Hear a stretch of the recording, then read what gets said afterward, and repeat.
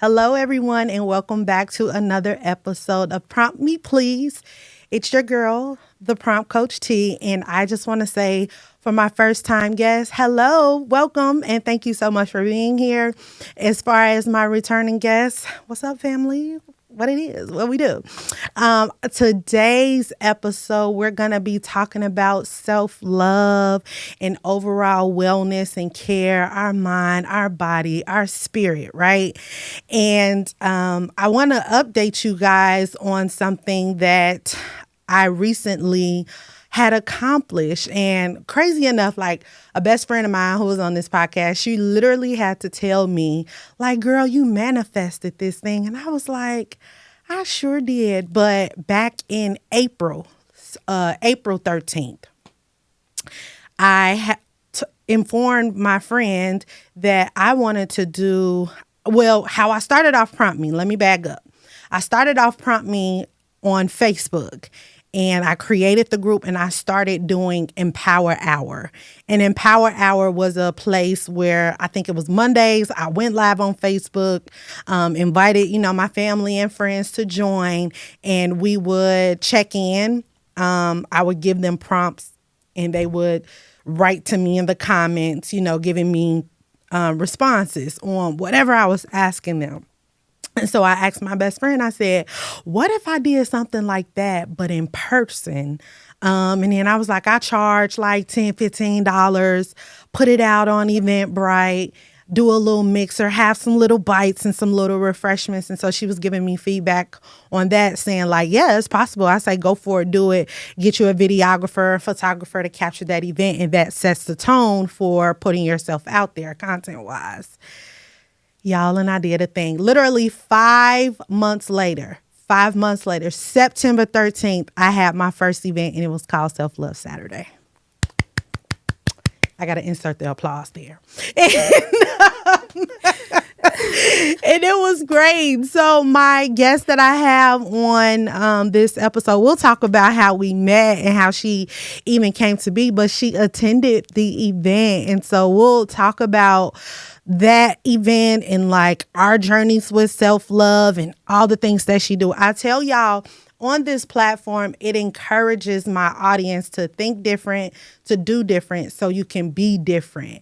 And it's all about people sharing their story. So something that someone have said on this platform could pique your interest and encourage you to go out there and tackle and do something different, so you could be a different person. And I'm just empowering you to do so. So I want to introduce to some, maybe the world already knows about her and they was just waiting on her to come up on this podcast. Like, I know her. But I want to introduce to you guys Tibuna. Hello. Hey, Peace, girl. peace. How's it going? How you feeling? I feel amazing. That's I feel good. aligned. I feel grateful to be here. Oh, thank you, y'all. And she got me this cute little self-care box. I can't wait to do it. And handcrafted by her. So, Tibuna, tell them who you are, how you are, why you are, and just we can go from there. All right. Well, as she said, my name is Tibuna. I am a trauma-informed wellness coach. Mm-hmm. So just helping people become their best self, mind, body, and spirit holistically, right? Yeah. So the meditation, the breath work, the yoga, the movement. Yeah. So that's all about me. Yeah, yeah. And crazy, guys, like on Instagram, that's how I found out about Tibuna.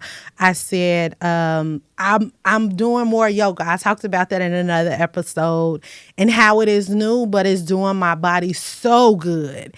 And so then I was like, I need to find like some events that would encourage that, because one thing that I know, I'm like, women, we love being in these sub communities, in alignment with doing similar work. And so there was a promo that popped up, and when I clicked on the information, I saw it was Tibuna's event, and I saw that it was in the Chicagoland area. I'm like, okay, cool. So I DM'd her to ask her for more information, and she was just asking me questions about like what even, piqued your interest to be a part of this event anyway. And I was like, I'm not a yoga pro.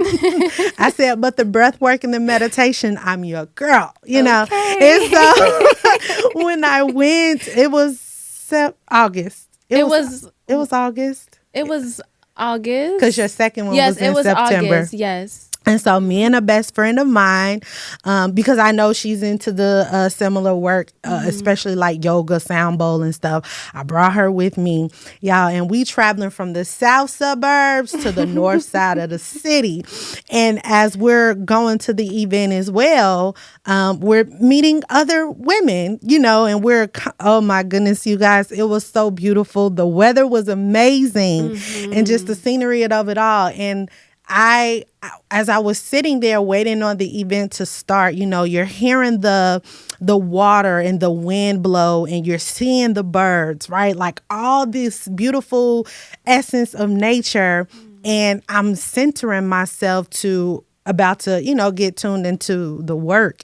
And as I'm meeting the other different women, which you encouraged, they're from the area as well, South Side Chicago, West Side, South suburban community, like I was, and I'm like, wow, women desire community. Yes. I'm like, we gonna find an event and we gonna either bring a +1 or we're gonna go there and meet other people that we have connected with. It's another member that I met at that event who I still converse with and text every now and then. We check in on each other too, just from your event.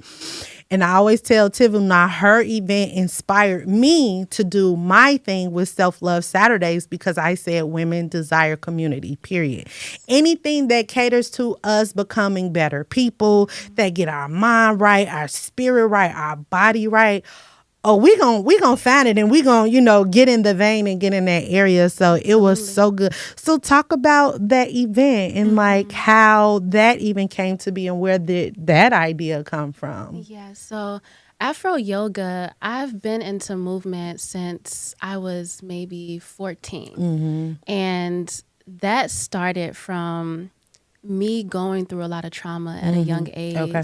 And so exercise and movement in general has always been something that helped me center myself and also release energy because when I first started, I was about, like I said, 13 or so. And I was going through a lot of depression and anxiety and stress and all these mental health issues.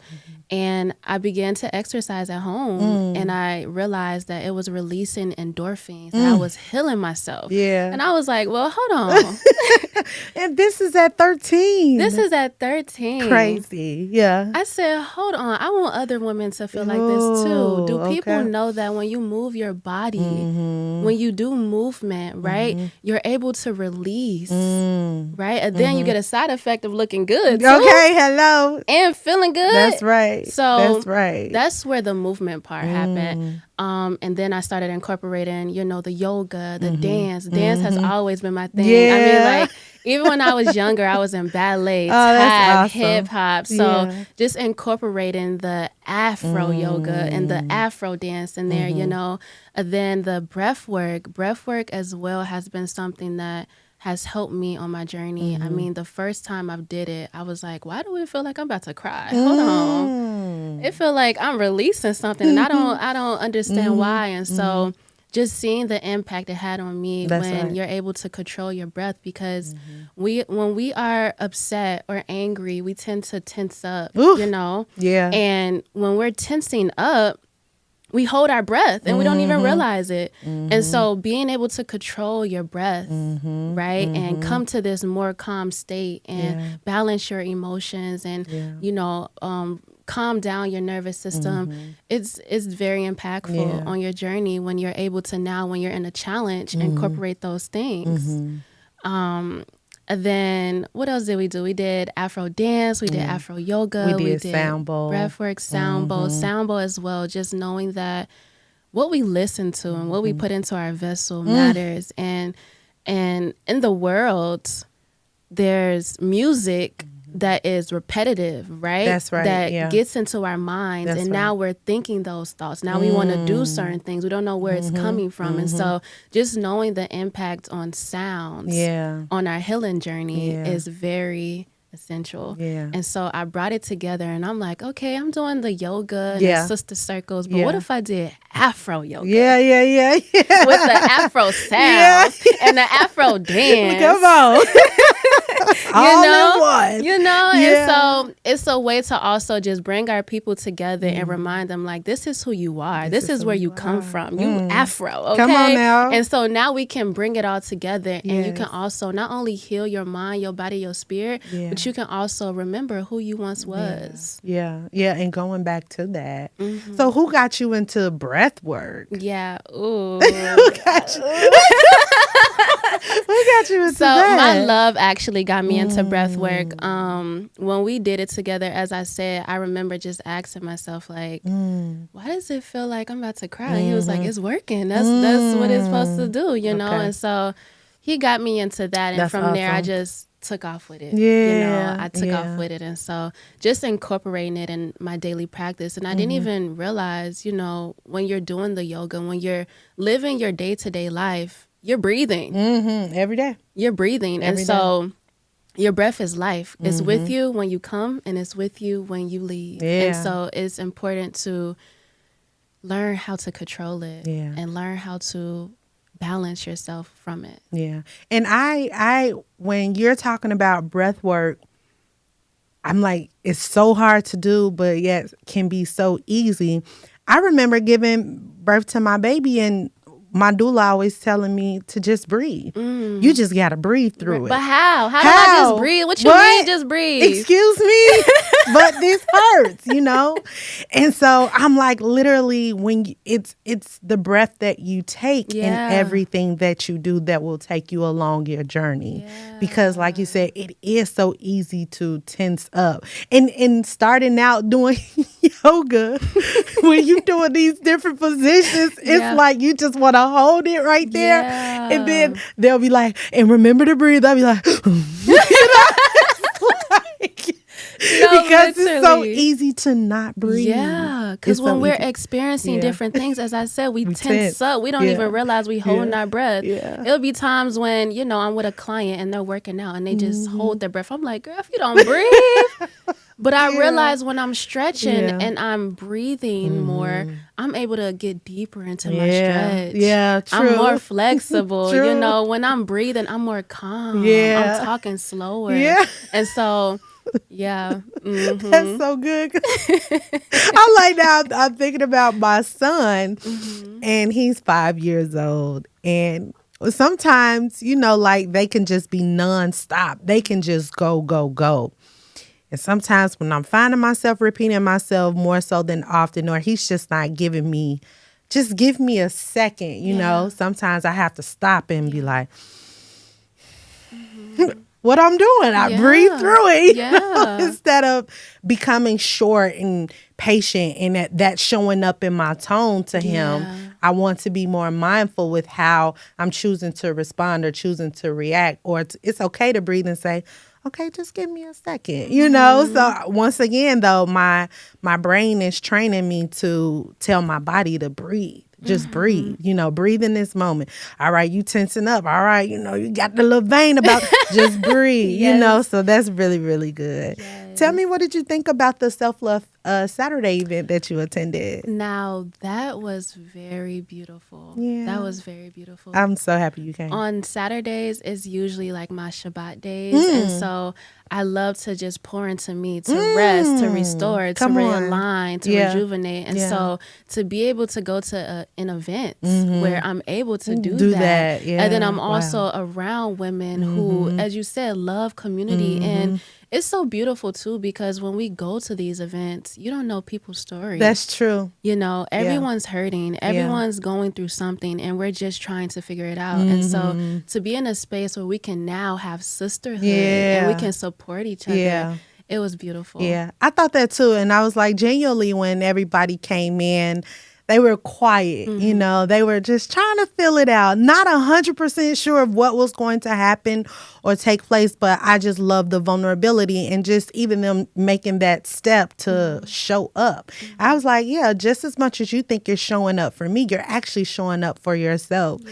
And so even after a couple girlfriends and we had went out, they wanted to celebrate that moment, and they was like, yeah, so we meet next week. I was like, whoa. Whoa. Just give me a second, okay? Yeah. But it just lets me know like how they left feeling so rejuvenated, refreshed, revived. And I remember praying to God that morning. I was just like, Lord, have your way. I'm not in it. Yeah. You know, I remove myself because this is all you. And when you put him at the center, he knows he will show up and do what he does. Yeah. He do what he does. So it was like no shocker to me at the same time of the effect, but also at the same time, it's just like, wow, God, you did it again. Yes. And, you know, me being obedient to him, because I always share the story of Prompt Me is all him. It is not me, because, you know, something that I'm working on retraining to say, but I used to be in the background a lot, and I was okay with that. And now I am showing my face. I'm lifting up my voice. You walking in your purpose. You walking in your power. Yeah. But you have to put him at the center. That's right. Wow. And that's why I was like, this is not me. Yeah. This is not me. So, but it's a beautiful thing, and it's a beautiful feeling, because what I am promoting, what I am empowering other women to do is because I'm doing it myself. Yeah. I'm like, I'm doing the work. And so I'm like, I am a product of literally my own product, guys. Literally. That's exactly what it is. Yeah. It's to show people where you came from. Yeah. And how you got here. Yeah. So. What is the difference between self-love and self-acceptance? And why does that distinction matter in the healing work? I like that. Yeah. Self-love and acceptance. Ooh, that's deep. Yeah. That's deep. I'm just prompting. I'm just saying. Self-love to me is an appreciation of oneself through action to support your physical, your psychological, and your spiritual being. So how are you pouring into yourself, mind, body, and spirit to come to this higher state? Yeah. Right? Yeah. And then self-acceptance, accepting yourself for who you are. Yeah. You know, if you have the flaws, you know, say, I love you. It's okay. I'm going to get there, but it's who I am. Yeah. You know, so even with you, just learning how to step in your purpose and say, okay, I'm not in the background. That's not who I am. That's not who I am. You know, I like doing the work, but I have to accept myself for who I am and who God created me to be. That's to share your voice. That's exactly what you're doing. So. Yeah, that's so good. And I love that you're saying like self-love is something that you show to yourself through action. Yes. Through action. It's an action, because they always say love is just not a word, it's an action word. Like you have to show it in order for people to know it. And then acceptance is good or bad, like this is just who I am, and being able to truthfully walk in that shows your power. How do you help your clients recognize when their self-care practices might be forms of self-avoidance?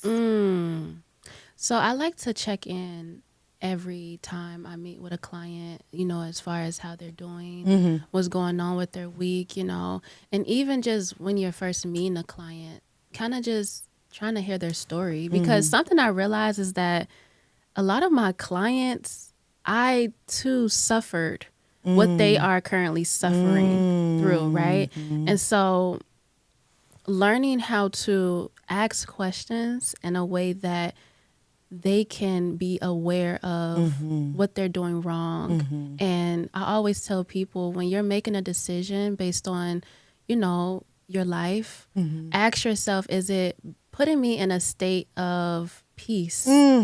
Is it putting me in a state of love, joy, light? Am I experiencing those blissfulness energies and feelings, right? And if you're not, then what are we doing wrong? Why isn't it putting us in that state? And so that's how I try to get them to identify that they're in a way being avoidant and they're not allowing themselves to be in this higher state. Does that make sense? No, and you actually answered a follow-up question I was going to ask you. Like, when you work with clients, have there been instances in where they are showing you where you were or who you were, and like, how do you handle that? Yeah. So going back to my journey, as I was saying, I was just a little girl that was hurt. I was so hurt. And I went through severe trauma, and I had to be fearless of knowing that there's change on the other side. There's healing on the other side. And as long as I keep that faith and I keep going and I get to those higher states of love and peace and give myself grace and compassion, then I'm able to become the woman that God created me to be. And so just in a way, it's like talking to my former self when I'm talking to my clients. It's talking to my former self. And sometimes I do get a little passionate, like, girl, why you... Come on now. Now, you know, stop playing with me. You know? That's so good. You see the switch? Absolutely. Like, oh, you know, peaceful, but hold on, wait a minute. And I love the switch. Sometimes you need the switch. You have to. You have to. You know, you got to be there for your former self in a way, you know, because it's almost as if you're showing gratitude for those things. You don't regret it because it made you who you are today. But when you recognize a sister that's following that path, you got to be able to lead the way from God's light. From God's light. Yeah, that's good. What are some ways in which you show your self-love and care? I like that. So I, as I was saying, I do the Sabbath every Saturday, and during that day, I do breath work. So I do a 1 hour breath work. Okay. I do yoga. I do trauma informed yoga. So it's yin yoga. I do fascia release, where I'm taking a tennis ball and I'm putting it in my muscles and I'm massaging myself to get the tension moving, because tension and energy is stored in the fascia tissues. And so being able to release that. That's good. Then I read, I journal, I cry. I do like a big bath where I do like I do a facial, then I take a bath. I also love to take myself out on dates as well. So even with the box that I gave you, those little sticks, I have a jar where I put everything in the jar that I never did before. Oh, that's awesome. And I'll that's pick a stick. Idea. I'll pick a stick and I'll go ahead and I'll take myself out alone, though, by myself, to spend time alone, you know. The list goes on. Listen, okay? But I love that, because listen, you're helping people. You know, sometimes people don't know. I was one of those people. Yeah. I talk about it all the time, how being a young mom, a young wife, and I was just giving and not getting nothing poured back into me. And I just, I thought about it, so I have to say it. My first self-love date, I don't know if you remember this, babe, but remember it was like a blizzard outside one winter, and I left to go get me some seafood. Oh, that's cute. I like that. So you took yourself on a date in the blizzard. In the blizzard. But it shows, like, no matter what's going on around me, whether it's a challenge, whether it's a blizzard outside and I'm going to be cold, probably stuck in the snow, I'm still going to go show up for myself. Yeah. And that's how you do it. That's how you do it. I remember feeling very excited. Like, I was like, oh my goodness, this is something different. I've never done this before. And being able to sit at the table by myself. And I didn't feel too crazy because there was other people there too. I was like, oh, y'all was just thinking like me. Y'all wanted some seafood on a day of a blizzard. But I remember doing that for myself and feeling what I felt. I was like, I want to feel this again. And so I started to be way more intentional, at least once a week now. What is one thing that you're going to do for yourself? Yeah. And then another thing that I did that was really big, I did like a staycation. I booked a hotel and I left the kid with the man. And I was like, no, I got permission, y'all. We talked about it. We talked about it. He like, all right now. He like, okay now. Not too much. He looking at me. But I did a staycation and I prayed. I journaled. I read. I went to go get whatever I wanted to eat. And it was just nothing but quiet. I was offline too. Good. I told my coworkers, this is what I need. I told my husband, this is what I need, you know, and it felt good to not be needed. Yeah. It felt good to nobody's tugging on you to ask me a question or say, hey, I need this.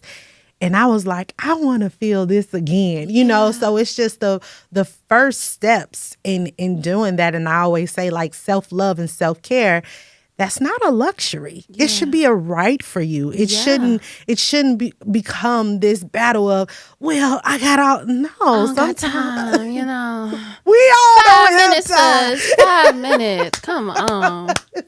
5 minutes. Hold on, let me look at the 5 minutes. Yes, that's Just 5 minutes, sis. That's it. No, but literally, like even saying affirmations in the mirror has been something that was very impactful on my journey too. Like just looking in the mirror and saying "I love you" out loud. That has been very helpful for me too. Yeah, good stuff. So I'm like, all the ideas that you're literally giving to someone because they don't even know what that looks like or where it comes from because they're just on autopilot.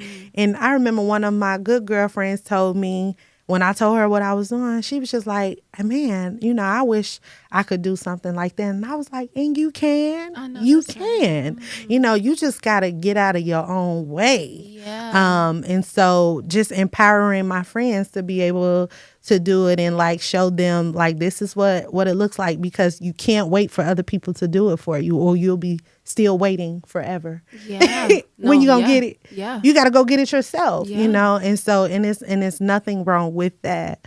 But yeah, thank you for sharing that. What were some things that you had to accept about yourself and your journey? I had to accept what happened to me because for a long time I was holding on to, you know, the trauma that I went through, whether it was a person hurting me or whatever the case may be. And I realized through that, it was only hurting myself. You know, I was only hurting myself holding on to it. There was a story that a priest shared just a couple days ago, and he shared the story of a Zen master and a student walking through a forest. And he said, you know, the Zen master and the student, they were walking and they were journaling on, and they approached a river. And at the river, there was a lady. And the Zen master, he don't touch women, you know, he don't try to. But what he did was he picked the lady up and he carried her to the other side of the river, and then he sat her down. And so they continued their journey, you know, they're going on and on and on. And the student finally goes, well, why would you do that? Why would you do that? And the master goes, well, is it worse that, well, he said, what's worse? Is it me picking her up and then putting her down on the other side, or you carrying it on this whole time? You carrying her this whole time. And so we get so upset at people. Yeah. And we carry it for years and years and years. That's so powerful. Yeah. We carry it for years. And the person that didn't did it, they didn't already let it go. Okay. They didn't forget. They like, what I do again? When but did this you happen? have it in your heart. And now it's creating dis-ease in your body, depression, anxiety, overthinking. You can't trust nobody now. Yeah. You know, and so. Stressed. You know, and so that story just goes to show, as I was saying, that forgiveness is something that I had to come in terms with. I had to really accept what happened to me, you know. And in a way, I had to also accept who I was. Yeah. You know, because as I was saying, because you're holding on to things in a way, it's kind of like making you identify with those things as well, and making you become this thing, you know? And so just shedding that and now becoming a new version of yourself without it, without the tension, without the stress, without the overthinking, without the things that people did to you, you know, you can accept it, but let it go. Let it go.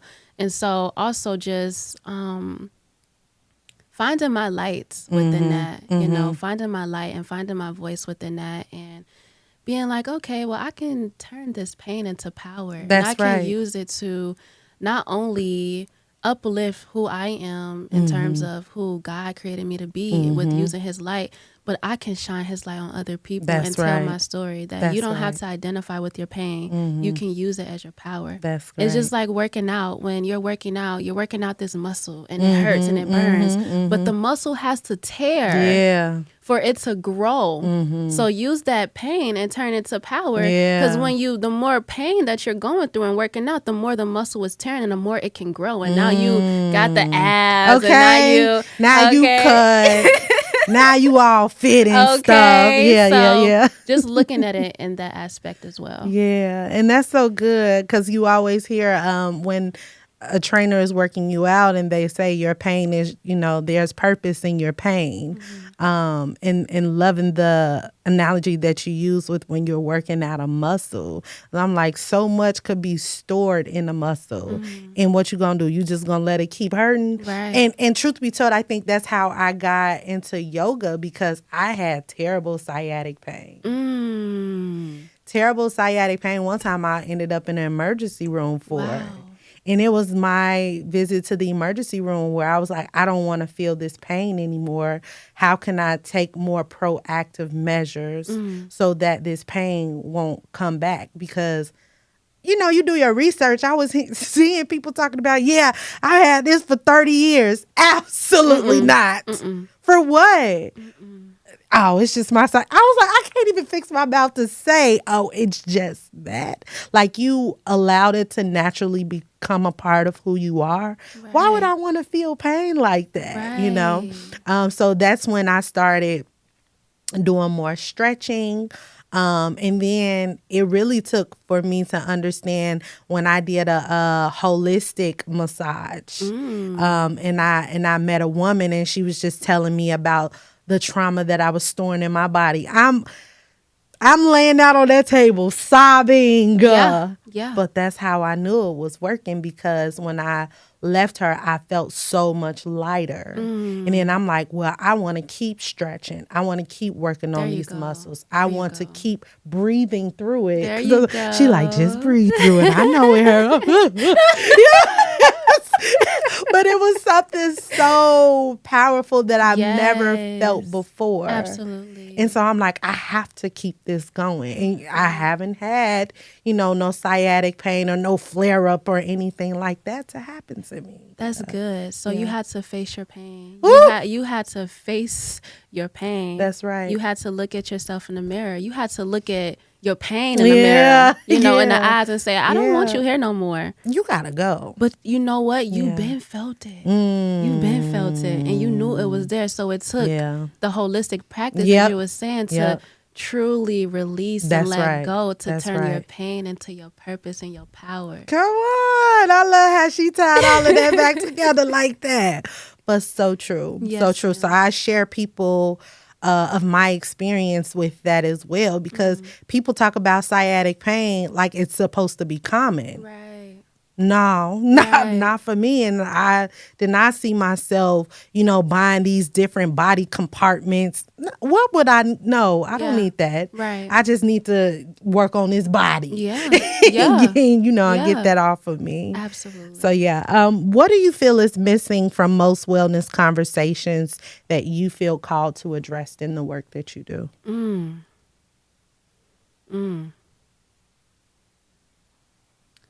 I feel like right now, as of now, can I list a couple things? Of course, yeah. So the ability to hear. So as we're just even talking about, your body will tell you.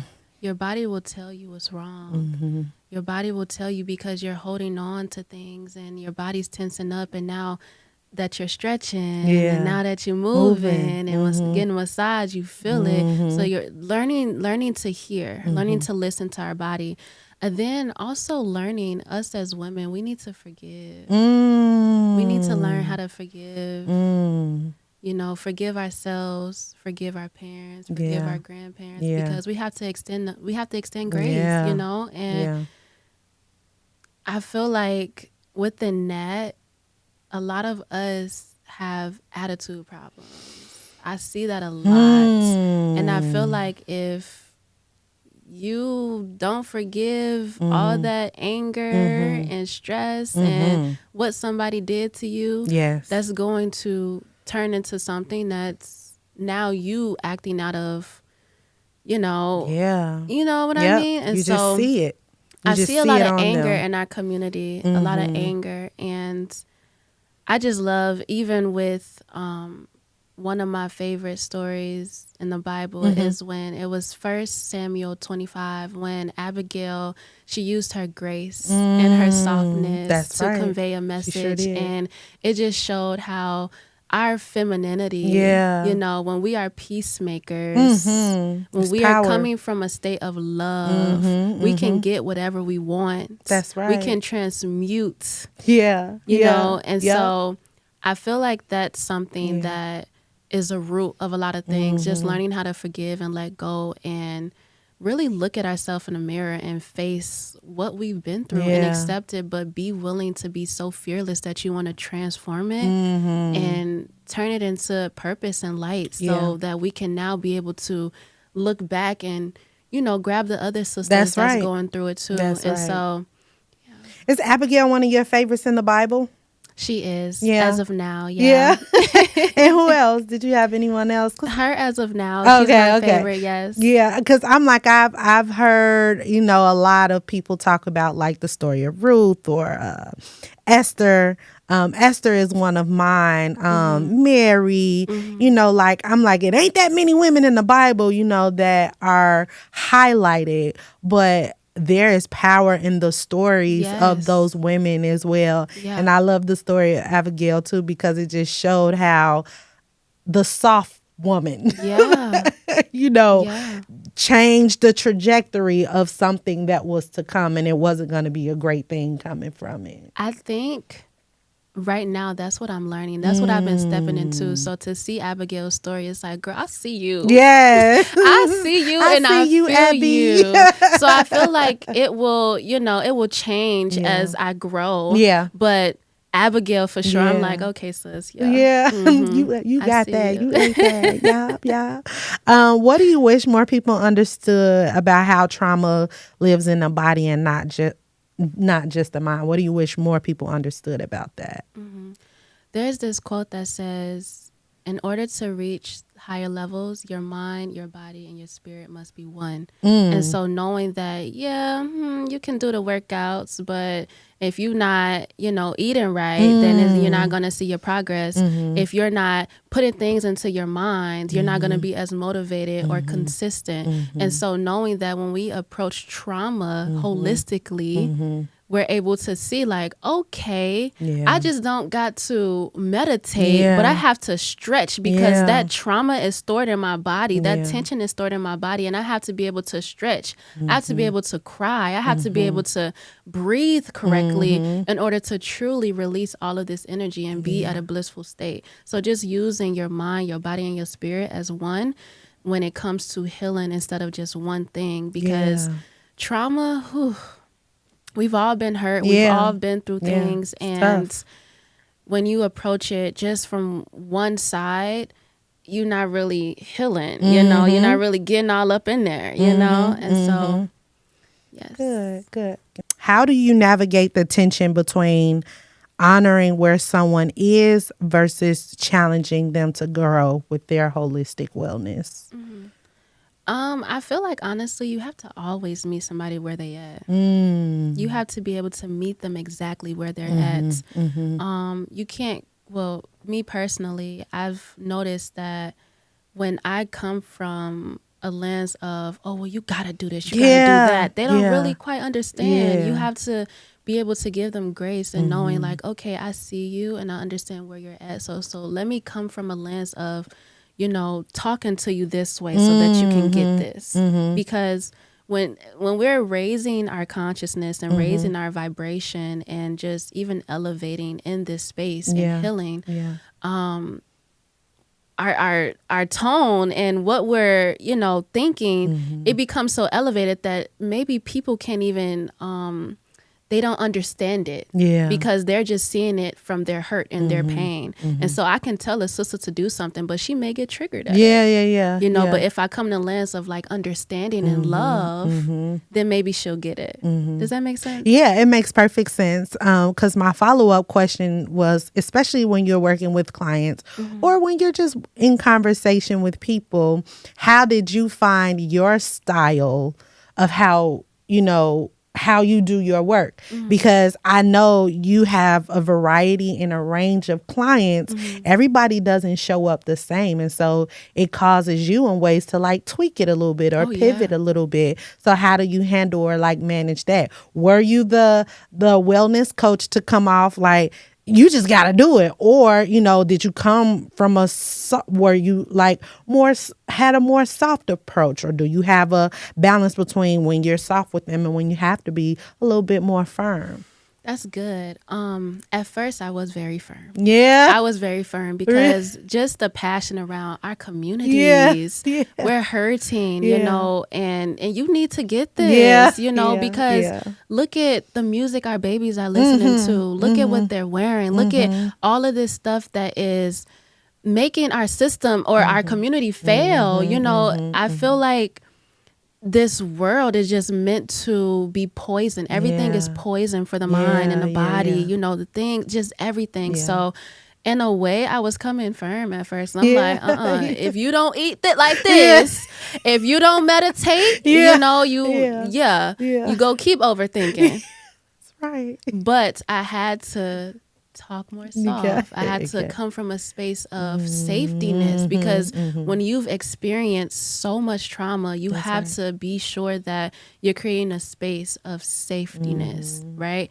And so, that's good. That's really good because it just also makes me wonder, because of what you just said, people are not always receptive to the approach of, like, that may be who you are to your core, more firm, but you can't come off to firm to everybody and be like, well, they just can't take it. Like you're really missing out on the people that you can reach if you just tweak it a little bit, And then when I was an educator, I was always nervous about how the students would receive me because I looked young like them too. And so I remember like feeling things out and I was very soft. But then I was like, these kids actually need somebody in their life to talk to them like how their mama talks to them. So I created this no nonsense nurturer balance of being soft yet firm, when it needs to, and they respected that so much more because I'm like, these kids be so smart. They know they could walk over you. Yeah. They know they could tell you whatever, lie to you, whatever. And I was like, how do I want to show up in the space for them to get the results that they need for them? And so by me being that vessel to say, but also at the same time, like they just appreciated that so much more. So it just made me wonder, when you're dealing with someone's traumas, you said it perfectly, like you're approaching it from a place of safetyness. Absolutely. Because they can't even see what you see until they feel safe. They got to be safe enough to feel seen. And so with the work that you're doing, I'm like, and it's very much sensitive work. Like people are coming to you in a time of need. They're vulnerable, but still working on trust, with this area, with this secret, or, all the things. So that's really good. That's really good. I feel like too, as long as you are coming from a state of righteousness, like it's firm. It may be soft and firm, but it's righteous. So I'm telling a sister about herself, but it's righteous. It's respectful. That's right. And so That's Yeah, as good. long as you're coming from that space, I feel like that personally has helped me a lot. Yeah. How do you maintain your own wellness while holding space for others' pain? I cover my hair a lot. Okay. And so covering my hair, and then breath work, prayer, Okay. prayer, prayer, Pray, young people, pray. prayer, meditation, breath work, Yeah. all the things, Yeah. everything that I promote or give my clients, that has been a tool that has helped me. And so I try to still incorporate those things, even if it's like, okay, on the way here, let me do some breath work Okay. to calm my nervous system. Okay. But let me be sure that I'm always, always in a state of peace and calm, where my nervous system is calm, so that I can be able to hold the space for other people. That's good. And then my last question, what's one thing about your journey that would surprise people who only see your after story? I like that.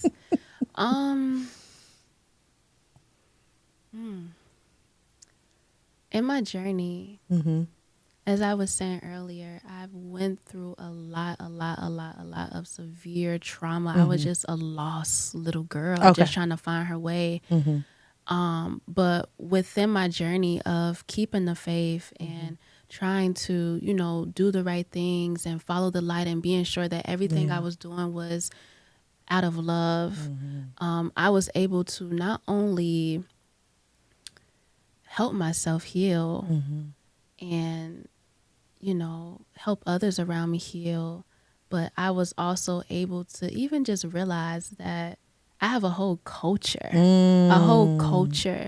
And so my grandfather, he was part of a community in Dimona, Israel, where in the late 1960s, they went to Dimona, Israel. And it's like a conscious community where they're building their own nation. And so just to know that they are the world's largest vegan community, they approach everything from a holistic standpoint, and that's how they live their lifestyle. I'm like, wow, that is literally like the cherry on the top.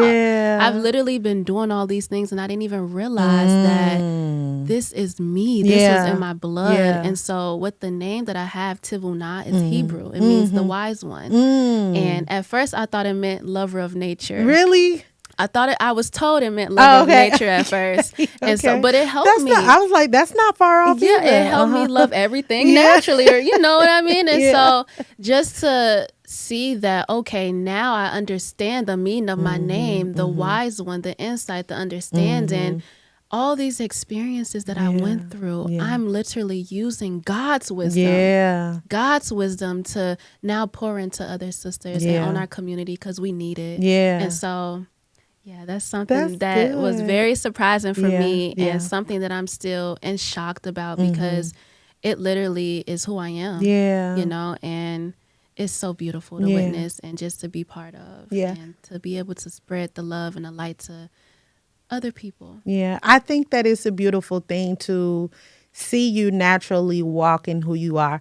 I haven't known you for a long time, but the way in which you show up is very consistent.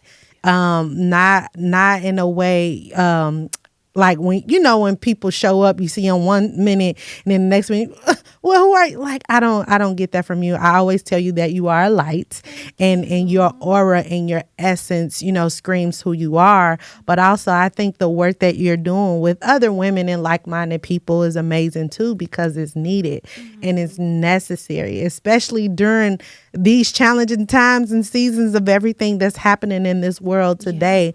I'm like, people need to confront these traumas and be in a place of peace where there is so much chaos happening around us. So I want to encourage you to keep doing your thing.